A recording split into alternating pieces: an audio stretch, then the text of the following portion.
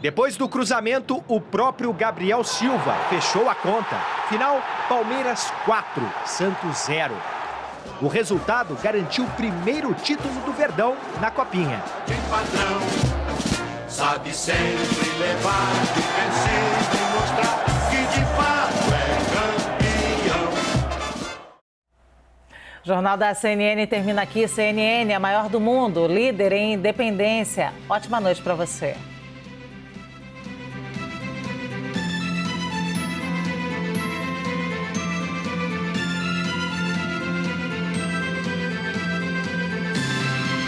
Jornal da CNN.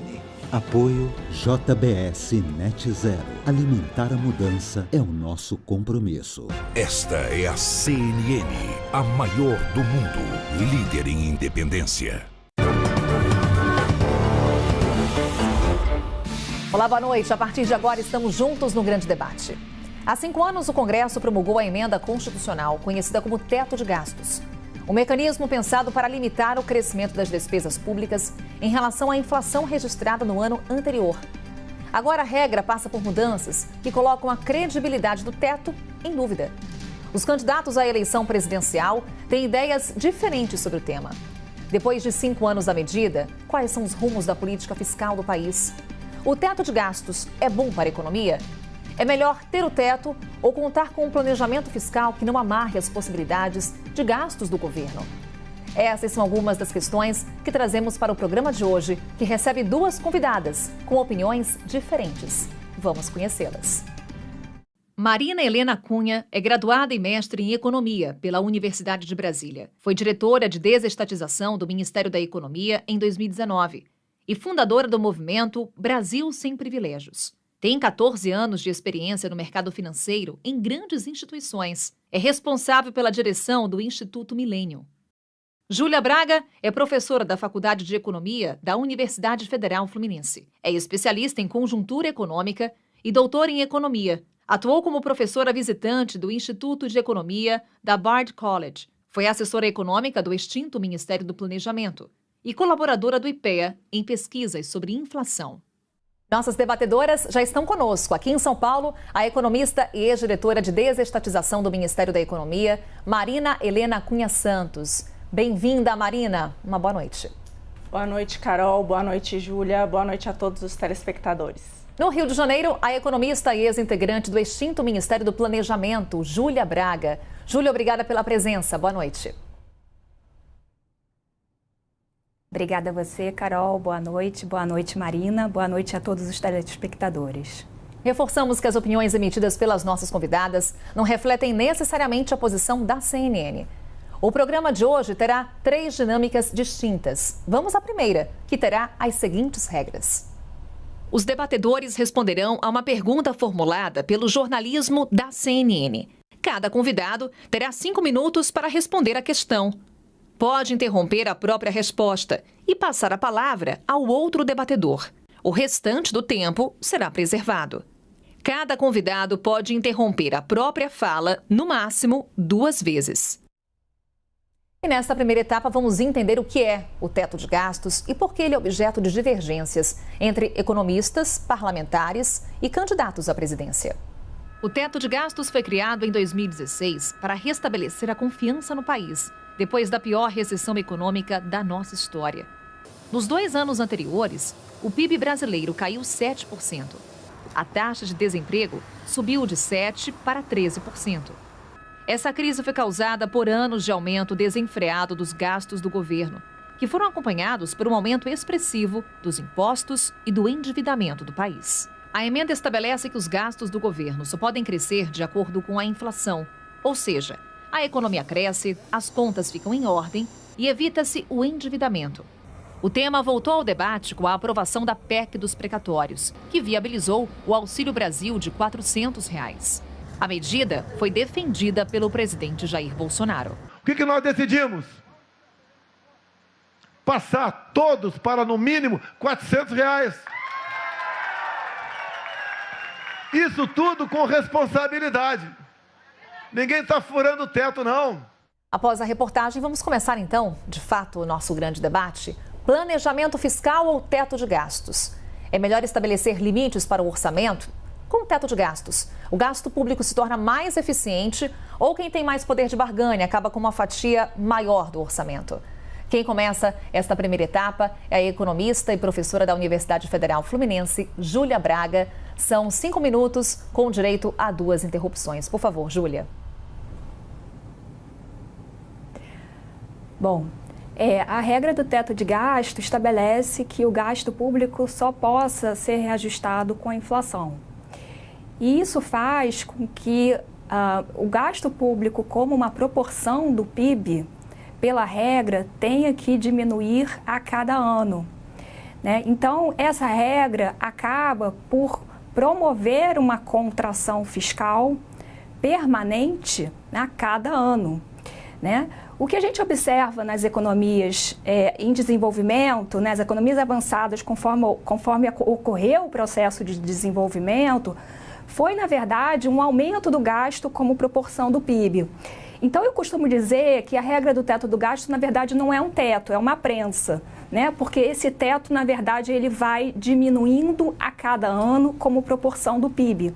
E ele limita a atuação do Estado na provisão de serviços públicos e na capacidade de transferência de renda às famílias.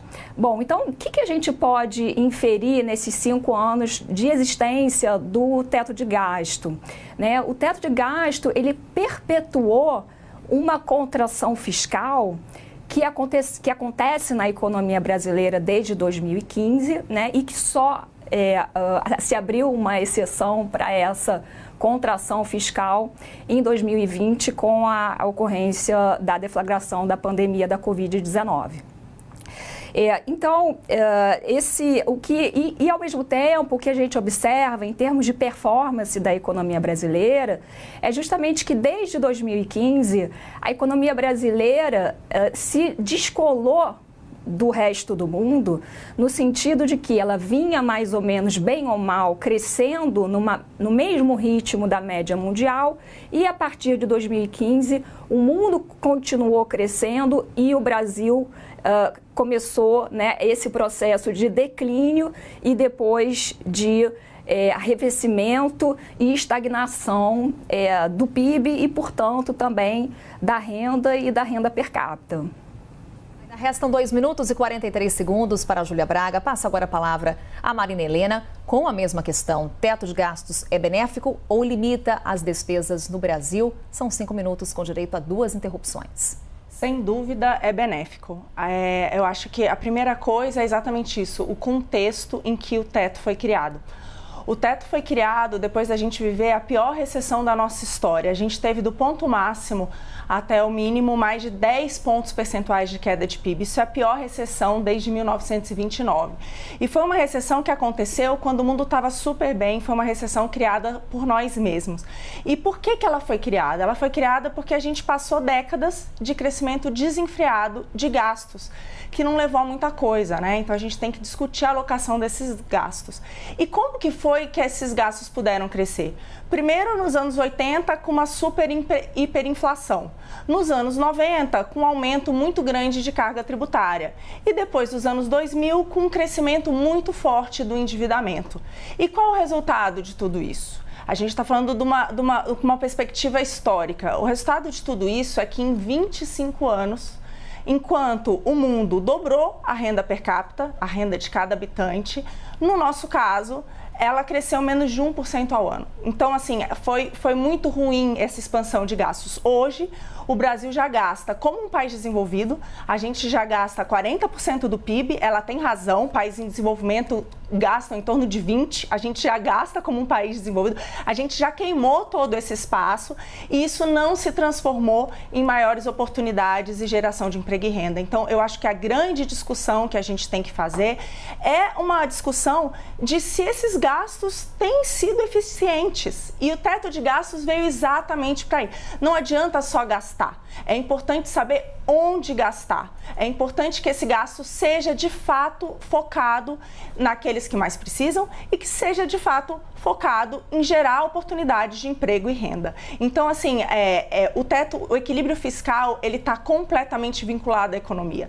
A gente há anos sofre com uma inflação alta, com um crescimento que deixa muito a desejar, com uma taxa de desemprego muito elevada. E isso que a gente está vivendo é o resultado exatamente dessas políticas. Então, o teto ali em 2015 e essa recessão que a gente teve, ela não veio por uma coisa do dia para a noite, ela veio por várias medidas erradas desse crescimento desenfreado dos gastos. Júlia Braga, o teto de gastos corrige erros de décadas nos gastos? Não, eu não acho que o teto de gasto corrija. Muito pelo contrário, o teto de gasto está tornando o processo orçamentário mais conflituoso, mais penoso, mais lento. O teto de gasto está tornando o processo orçamentário com menos transparência, né? E está fazendo com que aqueles que tenham maior poder de barganha, na verdade, se apropriem dessa capacidade de gasto que, na verdade, tem que atender a população inteira. Então, eu não acho que o governo brasileiro gaste muito, né? Na verdade, eu acho que perante a demanda da sociedade ainda se gaste pouco, né? E eu acho também que a gente, na verdade, tem um espaço fiscal por outros indicadores maior do que aparenta ter, né, por essa métrica, né? Então, eu acho que é um ponto aqui interessante para a gente notar, né, é que está tendo um debate no mundo todo a respeito desses indicadores fiscais, né? E o que a gente percebe é que o mundo todo está promovendo uma política expansionista de aumento de gasto, né, mesmo que por um determinado tempo se tenha que ter déficits públicos, né? Mesmo que por um determinado momento isso vá causar uma necessidade de eventual aumento da dívida bruta. Eu já vou voltar a esse ponto em termos do que eu acho que é uma regra, né, que seria uma regra ideal para a economia, mas o argumento muito forte do teto de gasto, né, é que esses indicadores fiscais, na verdade, reduziram o prêmio de risco da economia brasileira. E quando a gente compara as duas crises que aconteceu, né, na economia brasileira, a crise da Covid-19 e a crise do subprime, a gente percebe que, na verdade, o prêmio de risco, né, o risco que a gente fala, né, da economia, na verdade, da economia brasileira, na verdade, está muito parecido nessas duas crises e agora os indicadores fiscais estão piores do que naquela época. Então, não vejo relação entre esses indicadores e risco. Ainda restam 19 segundos para a Júlia. Passa a palavra agora a Maria Helena com um dos pontos levantados por Júlia Braga na sua defesa. Teto de gastos torna o processo menos transparente e mais lento, Maria Helena? Não necessariamente. Isso é uma escolha da sociedade e daqueles que ela elege, né? Não deveria. A questão, ela levantou muito comparação com o resto do mundo e eu acho que esse é um ponto muito importante. O Brasil é um país em desenvolvimento. Infelizmente, perdemos a chance de deixar de sê-lo. E a gente tem já uma carga tributária que é a maior entre os países emergentes. A gente já tem uma carga tributária que é comparável de países desenvolvidos. Nós temos uma dívida que já é a maior dentro. A gente tem uma combinação dívida e juros que é a pior do mundo, diga-se de passagem. Então, assim, esse espaço que a gente teve, que a gente já usou, como eu falei, via hiperinflação, via crescimento de tributos, via crescimento de dívida, que levou a um crescimento muito forte dos gastos, não se traduziu em melhores condições de emprego e renda para a população. Não significou isso. A gente já tem, isso é importante dizer, nós já gastamos 40% do PIB se a gente pega todos os nossos gastos. E o teto de gastos, ele foi sim muito efetivo. Só para ter uma ideia, nós gastávamos, né, como proporção do PIB, com juros no Brasil, cerca de 6,5% do PIB. Logo antes agora da discussão do teto que a gente teve com a questão dos precatórios, isso caiu para 3,5%. A gente está falando de 3 pontos percentuais do PIB. A valores de hoje, de quase 9 trilhões, a gente está falando de uma economia com juros, que é uma das nossas maiores contas, mais de 250 bilhões de reais. Ou seja, a gente com um programa para tentar atender pessoas, que eu não estou discutindo isso, eu estou falando da alocação de outros gastos e a gente vai falar mais disso. Tem muito privilégio para ser cortado. Se esses gastos fossem bem alocados, a gente não teria tão baixo crescimento e uma inflação tão alta. Júlia, usamos o nosso espaço fiscal erroneamente? Só tem 19 segundos. Não, só para pontuar aqui, porque o número do governo central, na verdade, é cerca de 20%, né? Não é 40%. E além disso, o que eu falei da falta de transparência ficou muito claro agora com a questão das emendas do relator, que foi um ponto de discussão até no STF. Então, sim, houve uma redução da transparência, né, e houve um aumento muito grande dessas despesas das emendas parlamentares, em especial do relator, que tem menos transparência. Emendas do relator são um sinal de falta de transparência no nosso processo orçamentário. 33 segundos, Marina Helena. Perfeito. Só antes, corrigindo, você está falando só dos gastos do governo central. Eu falo de estados, municípios e pagamentos de juros, que é o que faz com que a gente compare com todos os outros lugares do mundo. Então, quando eu falo de 40%, os outros também gastam isso. Então, acho que isso é importante. Em relação às emendas do relator, sem dúvida, é um absurdo a falta de transparência que está sendo feito, e é exatamente isso. Quando o orçamento agora está ficando mais disputado, porque existe limite, a sociedade tem que começar a discutir sim onde ela quer gastar. Então isso é um absurdo, então está na hora da sociedade ir lá e dizer onde que deveria ser gasto, que não seja ali. Cronômetros zerados, vamos para a nossa segunda etapa, quando as perguntas serão direcionadas às nossas convidadas e baseadas em declarações que exibimos ou repercutimos na nossa programação. A dinâmica das respostas obedecerá às seguintes regras. Nesta parte, o grande debate faz perguntas específicas aos dois convidados. Cada um terá direito a 2 minutos de resposta. Depois, alternadamente, 1 minuto de réplica e 1 minuto de tréplica. A primeira declaração que vamos acompanhar é do ministro da Economia. No fim do ano passado, antes da aprovação da PEC dos precatórios, o ministro Paulo Guedes disse que o teto de gastos é apenas um símbolo. Vamos ver o que ele disse. O teto é apenas um símbolo, uma bandeira de austeridade. Nós não podemos ser dogmáticos a respeito dele, está aí a prova, quer dizer, se nós fôssemos respeitar o teto, teria sido uma tragédia econômica e uma tragédia sanitária, como foi uma tragédia sanitária e teria sido muito agravada. O teto, eu tenho dito sempre, é um símbolo de um sistema político que ainda não conseguiu assumir plena responsabilidade pelos orçamentos públicos. Marina Helena, diante do que disse o ministro Paulo Guedes, a pergunta do grande debate é: o teto de gastos é resultado da ausência de responsabilidade política sobre o orçamento? 2 minutos. Sem dúvida, o teto de gastos é um resultado de uma responsabilidade política de décadas, como a gente está vendo, que levou a esse aumento muito forte de gastos e gastos mal focalizados. Tanto é assim, tem um dado que é muito interessante. Primeira coisa, a gente tem hoje um sistema tributário que é altamente regressivo. A gente tem, quem ganha até 2 salários mínimos no Brasil tem uma carga tributária de mais de 50%. É um grande absurdo. Fora isso, a gente tem outros impostos disfarçados, como a inflação, que também atinge exatamente os mais pobres. E para onde que vão esses recursos? Quando a gente pega tudo que o Estado arrecada e tudo que ele gasta, e a gente pega isso em termos líquidos, para cada um da população, tudo aquilo que ele recebe de serviços e tudo aquilo que ele paga, a gente vê que metade desses recursos vão para os 20% mais ricos da população. Menos de 5% vão para os 20% mais pobres. Ou seja, eu não tenho dúvida que esses gastos estão sendo mal alocados.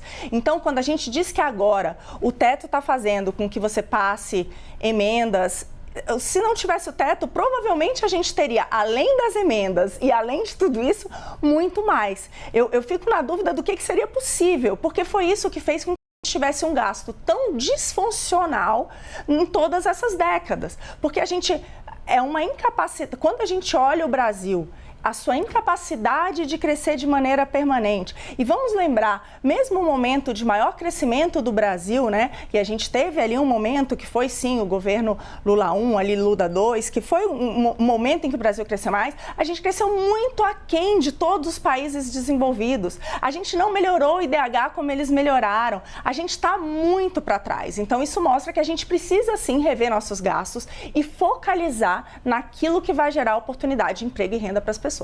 Júlia já estava fazendo o sinal negativo com a cabeça, passo para a réplica de 1 minuto e também com a provocação se o teto de gastos é apenas um símbolo.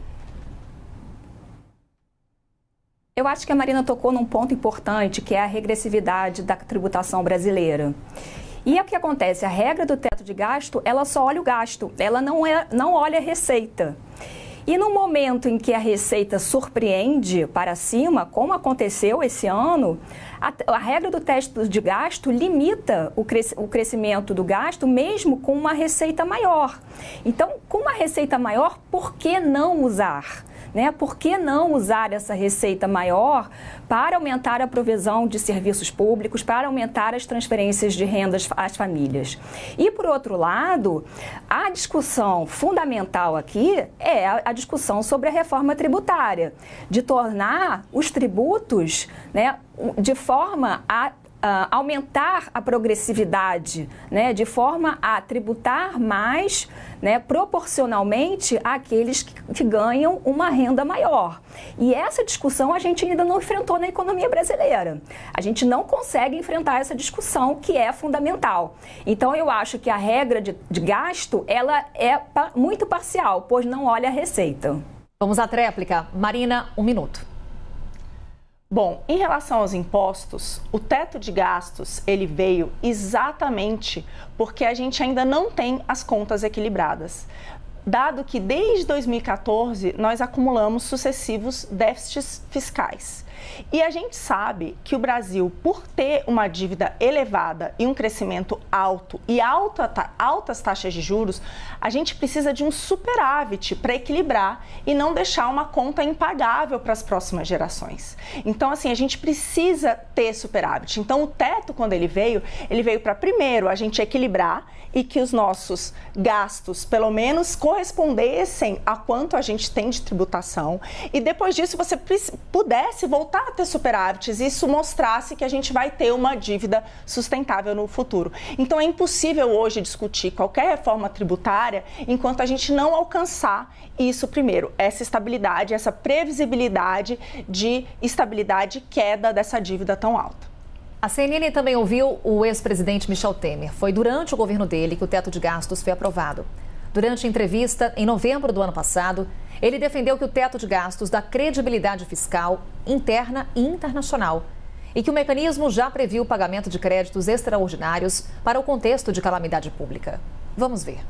O teto de gasto tem 2 facetas. Uma que é a responsabilidade fiscal, que é a história de dar credibilidade fiscal tanto no plano interno como internacional, mas tem uma faceta social. Tem um dispositivo lá que diz o seguinte, olha aqui, se houver calamidade pública, e o que é calamidade pública? É uma figura jurídica que surge de uma situação calamitosa. Ela gera uma figura jurídica chamada calamidade pública. Ora bem, nós estamos numa situação calamitosa no país. Primeiro, em função da pandemia. Segundo, pela pobreza extrema, pela miserabilidade que existe no país. E nessa hipótese, diz a emenda, pode-se usar os chamados créditos extraordinários, que mantém a indenidade do teto, mas ao mesmo tempo pode atender à miserabilidade que hoje assola o nosso país, né? A fala do ex-presidente Michel Temer fundamenta a seguinte questão: teto de gastos dá a credibilidade fiscal necessária para atrair investimentos? É pergunta direcionada a Júlia Braga. 2 minutos, Júlia. Não, eu não acho que o teto gere credibilidade, como eu falei, eu acho que, na verdade, está reduzindo a transparência do processo orçamentário. E eu acho que não existe uma forma do investimento privado voltar se o setor público também não atuar no sentido de aumentar o investimento público. Então, em relação à taxa de juros, na verdade houve uma redução da taxa de juros, vamos dizer, ex-post, o conceito que a gente diz que é ex-post, né, descontado a inflação, a taxa de juros real. Aconteceu já essa redução, né? Mesmo com esse aumento agora recente, a gente ainda está praticando uma taxa ex-post negativa. E isso aconteceu, na verdade, no mundo inteiro, né? É muito mais um efeito mundial de redução de juros do que algo que foi aqui próprio da economia brasileira. E o ponto da Marina, né, de superávit, eu acredito que responsabilidade fiscal é ter um planejamento, é ter uma estratégia, né? E o superávit, ele é um resultado, né, do próprio crescimento econômico. E isso vem com o tempo. Isso não tem como, num momento de crise e num momento de grandes demandas da sociedade como a gente tem agora, de promover agora na marra um superávit, porque vai só levar a economia mais para baixo. Ainda restaram 30 segundos, mas já passa a palavra a Marina Helena para a réplica de 1 minuto. Então, em relação a isso, primeiro, em relação à fala do presidente Temer, sem dúvida, né, momentos de calamidade como essa social, eles precisam ser atendidos. A questão é o que se faz depois disso, né, mesmo, e quando você não tem espaço fiscal, o que você pode fazer, infelizmente, é muito pouco. Aliás, você pode fazer muito, você pode rever os gastos. Como a gente falou aqui, tem muito gasto ineficiente. A gente tem gastos, e o teto de gastos, ele foi muito efetivo em exatamente reduzir isso. Primeiro, em termos de juros, a gente pega um juro mais longo, a gente está falando de um juro de 10 anos no Brasil, ele veio com teto de gasto de 11,5 para 7, agora já voltou para 11,5 de novo. Então, a gente vê como sim teve um impacto muito forte, principalmente nessa conta de juros. Outro gasto importante era a Previdência. A gente conseguiu finalmente estabilizar a Previdência com uma reforma da Previdência exatamente por conta do teto de gasto. Infelizmente, faltou talvez a mais importante de todas, que é uma reforma administrativa. A gente, nos últimos 35 anos, teve um crescimento de renda do funcionalismo muito mais, de 25%, enquanto que o setor privado teve queda de 4%. A gente teve uma elite do funcionalismo com alta de até 85%. Então, assim, não falta onde cortar, a gente realmente precisa rever nossos gastos. Precisamos rever nossos gastos. Tréplica, Júlia, 1 minuto. Olha, eu não acho que houve um gasto desenfreado. E quando a gente fala de gasto, por exemplo, de funcionalismo, a gente tem que levar em consideração que não é só salário. É também o aumento da próprio serviço público ou então, né, o aumento do número de servidores. Né? Na conta total entra essas duas coisas. Então, existe uma necessidade do governo aumentar os seus serviços públicos, a provisão de serviços públicos, por causa da pandemia e devido a diversas necessidades da sociedade de fiscalização do meio ambiente, do setor de saúde, do setor de educação e reconstruir a infraestrutura pública brasileira, que está se depreciando. E sem essa reconstrução da infraestrutura pública brasileira, o investimento privado ele não vai voltar. Né? Mesmo com uma taxa, vamos dizer, real mais baixa, esse investimento não vai voltar. A gente viu esse experimento agora, a gente passou por esse experimento agora. Né? A taxa de juros reduziu na economia brasileira e o investimento ainda não retornou. Passamos para a nossa terceira dinâmica da noite. Nesse momento, são as nossas debatedoras que definem as questões do programa de acordo com as seguintes regras. Neste bloco, debatedor pergunta para debatedor. Cada convidado fará uma pergunta. Ambos terão direito à resposta, réplica e tréplica. Os tempos serão: pergunta, 30 segundos.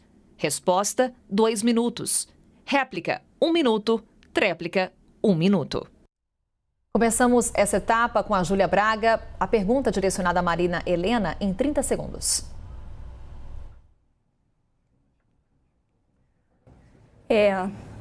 Eu queria saber da Marina o que ela acha do trabalho do Jason Furman, que é o atual presidente do Conselho Economic Advisors do presidente Biden, de adotar um indicador fiscal que é o serviço da dívida já em termos reais em relação ao PIB. Né? O que o Jason fala é que houve um aumento da taxa na verdade, houve um aumento da dívida pública nos Estados Unidos e no mundo inteiro, mas houve uma queda, né, da taxa de juros. Né? Então, por que não usar esse indicador no longo prazo? 2 minutos, Marina Helena. Júlia, perfeito. Isso seria ótimo se fosse usado no Brasil, porque infelizmente, diferente dos Estados Unidos e da maioria dos países do mundo, a gente tem uma taxa de juros muito, muito alta. Exatamente porque a gente destoa de todos os países do mundo. Aliás, o Brasil tem uma combinação de dívida e juros que é a mais perversa do mundo. Então, assim, a gente não pode pegar uma receita para um outro país que tem suas instituições, que tem uma carga tributária muito mais baixa que a nossa, que tem credibilidade e tentar aplicar no Brasil, que não tem nenhum desses fatores. Então, assim, eu adoraria que o Brasil fosse a Suíça e que a gente conseguisse captar a taxas reais de juros negativas. Infelizmente, a gente nunca conseguiu fazer isso, exatamente porque as nossas regras não são críveis. Então, são realidades muito diferentes. Seria ótimo que fosse assim. Eu adoraria ser bailarina, mas infelizmente eu não danço tão bem. Infelizmente, o que a gente... é uma realidade diferente. E o que a gente tem na nossa história é isso. A gente sempre teve gastos muito elevados e eu volto a dizer, a gente já gasta como um país desenvolvido. Só que isso não tem dado retorno para a sociedade. A qualidade, você falou aí do aumento do número de servidores, do aumento do serviço público, mas a população não sente isso, ela não sente isso como uma melhor qualidade do serviço público. Eu vou dar um exemplo. A gente gasta 6% do PIB em educação. A gente gasta mais do que o OCDE. Só que a nossa educação é uma das piores do mundo. A gente, em qualquer métrica, está muito atrás. A gente tem uma taxa de aprendizagem muito, muito, muito ruim. Então, não adianta só fazer o gasto. A gente tem que avaliar os nossos gastos, que, de fato, não tem trazido para a população aquilo que ela precisa. Passa a palavra agora a Júlia, 1 minuto para a réplica. O que eu acho interessante desse indicador é que é o serviço da dívida pública, o serviço de juros, o pagamento de juros, só que descontado a inflação. Então, é a taxa de juros real. Então, se a gente observa esse indicador, a gente vê que mesmo com o aumento recente da taxa de juros, a gente está numa situação agora de melhora desse indicador. Então, a gente tem ainda um espaço fiscal seguindo esse indicador, né, que a gente não tinha no passado. E bem ou mal, a nossa taxa de juros real, ela diminuiu, mesmo com esse aumento recente da taxa nominal, porque a inflação também está alta. Né? Então, no fundo, o que interessa aqui é a taxa de juros real. Então, olhar esse indicador no longo prazo e, ao mesmo tempo, ter um planejamento fiscal de que, no primeiro momento, tolerar déficits, né, para depois a economia reagir e começar o aumento da receita e, assim, né, atingir, vamos dizer, um equilíbrio no longo prazo. Para encerrarmos esta questão, 1 minuto para a tréplica, Marina. A Júlia tocou num ponto muito importante, que é exatamente a questão das taxas de juros nominais e reais. E a diferença entre elas está exatamente na inflação. E a inflação é aquele imposto mais perverso, é aquele imposto que afeta, sobretudo, os mais vulneráveis. Então, é ela que a gente tem que evitar a qualquer custo. Hoje, as nossas taxas de juros reais não estão tão elevadas porque a gente teve uma inflação muito alta. A gente é um dos países com uma das maiores taxas de inflação do mundo. Todo mundo teve inflação mais alta esse ano por vários motivos, pelo choque de oferta, por conta da pandemia, mas também por gastos muito elevados do governo governo do mundo inteiro. E a gente viu que uma parte é como se você estivesse dando com uma mão e tirando com outra. A inflação não ajuda ninguém. Então, esse é um dos grandes problemas. Então, o teto de gastos, um dos pontos é exatamente isso. Dar essa credibilidade e evitar que a gente volte a financiar o nosso serviço público e a nossa dívida e os nossos gastos com a inflação, que é um imposto mais perverso. Marina, sigo com você. Agora é a sua pergunta para a Júlia em 30 segundos. Júlia, eu queria saber de você uma coisa bem simples. Você acredita mesmo que todos os gastos que nós fazemos, e você citou alguns deles como emendas de orçamento, e acho que eu posso citar vários mais, você acredita que os nossos gastos, eles são eficientes? Porque eu acho que essa é a grande questão. O teto de gastos, ele veio exatamente para a gente trocar gastos ineficientes por gastos mais eficientes. Você é contra essa troca? Resposta em 2 minutos, Júlia. Eu sou a favor da eficiência, eu acho que o processo orçamentário tem que ser muito bem pensado, mas a regra do teto do gasto não está tornando os gastos mais eficientes. E no momento atual, não existe como cortar gastos. Até a Marina falou do processo inflacionário. Na verdade, está tendo uma redução do poder de compra também do salário do funcionário público. Então, eu sou a favor da eficiência, mas eu acho que, em termos macroeconômicos, né, uma redução de gasto, né, o gasto de um, na verdade, é a receita do outro, né? A renda de um é o gasto do outro. Se a gente pensar em termos macroeconômicos, a gente não pode pensar só do ponto de vista individual. A gente tem que pensar nas inter-relações dos setores da sociedade.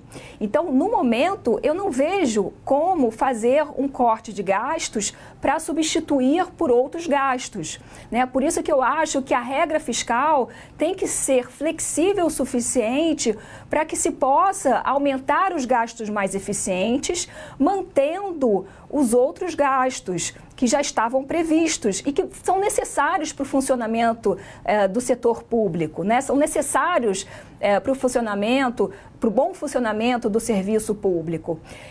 Então, eu vejo que a regra de teto de gasto foi uma regra que foi colocada na Constituição Federal e que, na verdade, eu entendo que está tornando os gastos menos eficientes, né? Porque, como a gente falou aqui novamente, houve um aumento muito grande, por exemplo, nas emendas parlamentares, em especial das emendas do relator. Né? As emendas do relator não passam pelo escrutínio da sociedade, né? Não são discutidas antes para depois se avaliar que gastos são esses.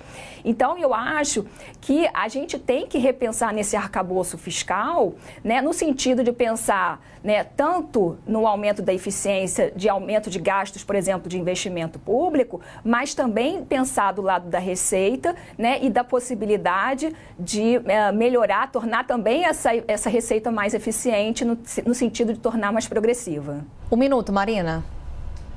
A minha discordância é porque eu acho sim que a gente tem muito gasto ineficiente. Tanto é assim, a gente vive ondas e ondas de desequilíbrio fiscal. Eu, com os meus 41 anos, eu nunca vi o Brasil crescer. Eu vi uma perda de oportunidade imensa, né, em todo esse período. Então, a gente viu aí mais de 1 bilhão de pessoas sendo retiradas da pobreza, enquanto a gente simplesmente ficou para trás. E a gente ficou para trás porque desequilíbrio fiscal e desorganização das contas dá uma sinalização muito ruim.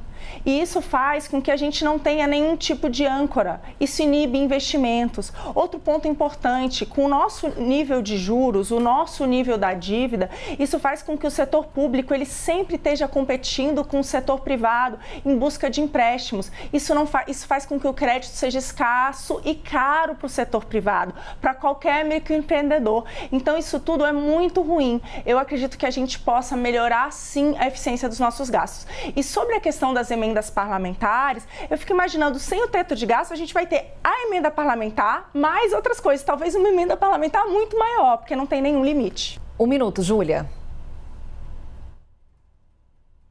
Eu não acho que a ausência da regra de teto de gasto seja o sinônimo de anarquia fiscal. É necessário um planejamento fiscal e é necessário, sim, olhar alguns indicadores, como, por exemplo, o indicador do serviço da dívida em termos reais. Agora, o que a gente observa quando a gente estuda, né, e observa os números do setor público e setor privado, é que, na verdade, essa substituição que a Marina falou não acontece.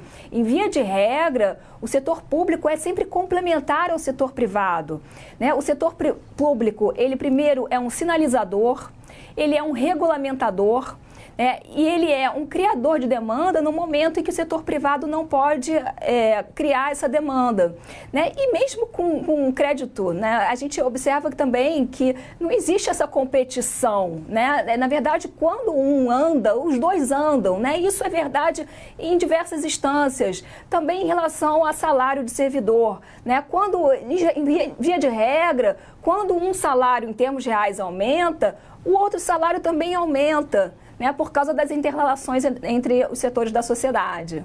O grande debate sobre o teto de gastos e os rumos da política fiscal do Brasil faz uma breve pausa. Eu, Júlia e Marina Helena esperamos por você. Até já.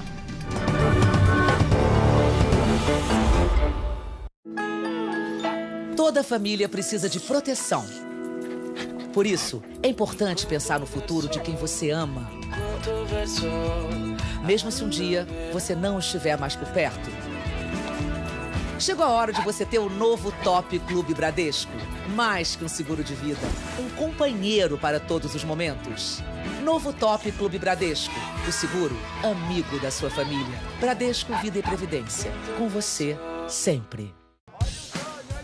Atenção freguês, vem pra cá porque aqui tem reflexão fresquinha sobre consumo. Você já se arrependeu de forma decidida de algo que você comprou? Um carro. Eu tinha tomado uma champanhe com a cor do dia seguinte, esse carro é meu. A gente paga para poder sonhar com os olhos abertos. Consumo, logo existe. Maratona Universo Carnal. Daqui a pouco. Universo Carnal na CNN. Tem promoção e tem pra mocinha.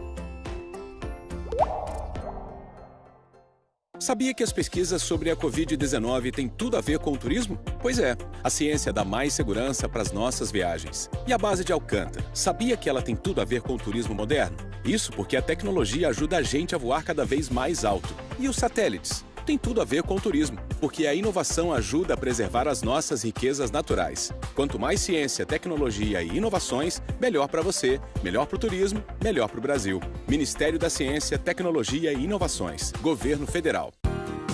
Olha, para se chegar no topo de uma montanha, é preciso muito cuidado. E é como no meu dia a dia. É dedicação e cuidado redobrado em cada detalhe. Assim como a confiança, né? Que se conquista a cada viagem. Para que a descida seja vibrante e carregada de emoção. Hopi Hari, cuidado e alegria de verdade. Hopi Hari.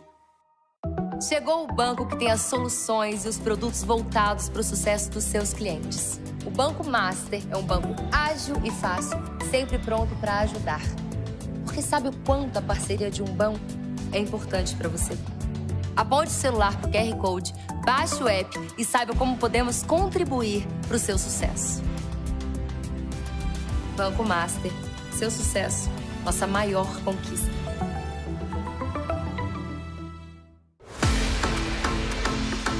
Neste verão, eu, Daniela Filomeno, te levo para viver experiências imperdíveis. É um convite para você também conhecer o novo ou diferente do que você está acostumado. E tem de tudo. Tem praia. Tá boa essa vista para vocês? Tem safari. Cada dia de safari é uma nova surpresa. Tem cidade histórica. Que riqueza de detalhes, que riqueza de história. Tem gastronomia. Eu ouvi o barulho da peruca, cá? E muito astral.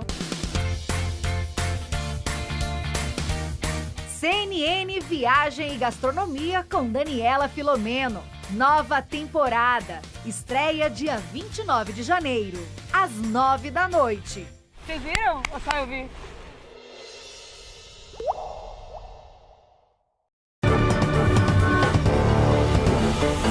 O grande debate está de volta. O tema de hoje é o teto de gastos e os rumos da política fiscal do Brasil. Chegamos à nossa etapa final, momento para as últimas considerações. Teremos 1 minuto para cada convidada. Marina Helena, 1 minuto e com a seguinte reflexão. No ano eleitoral, quais são os desafios que o candidato eleito ou reeleito vai enfrentar na política fiscal? Eu acho que o grande desafio vai muito além do candidato, vai pela sociedade. E eu acho que é a nossa responsabilidade.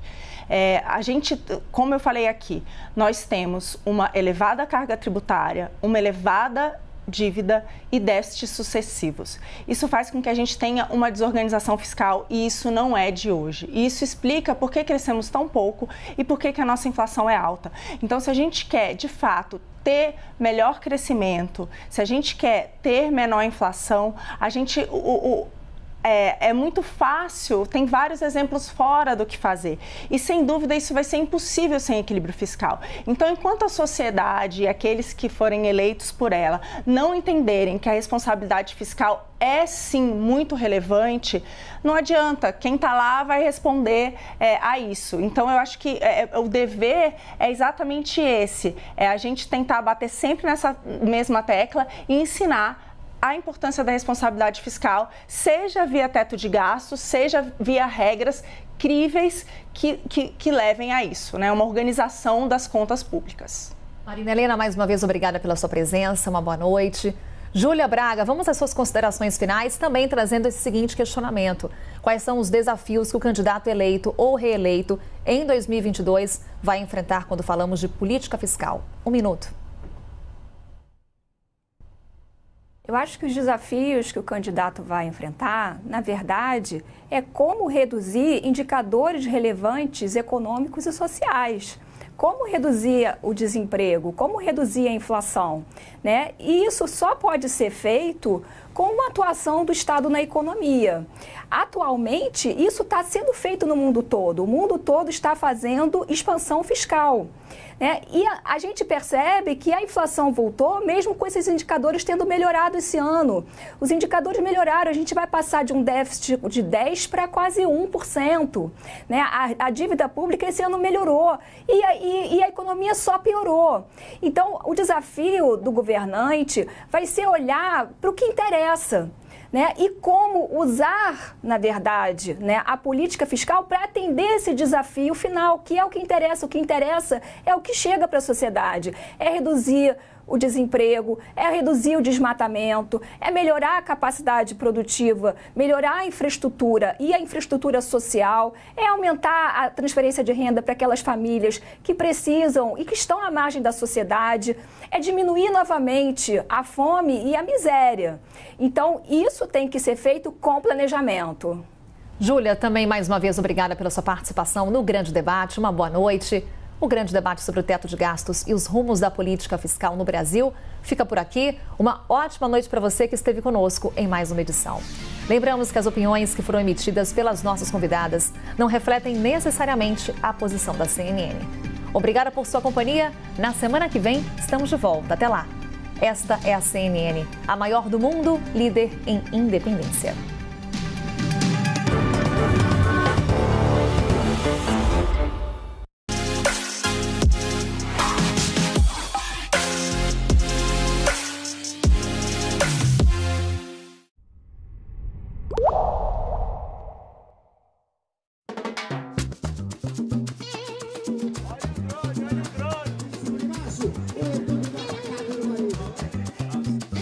Presença de Leandro Carnal, na 25 de março.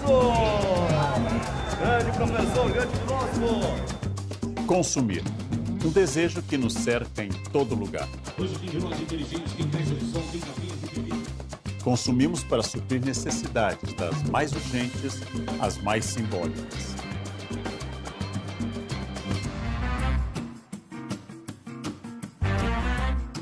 Quando alguém me fala lá, ai, você é fútil, ai, você... Eu dou até risada.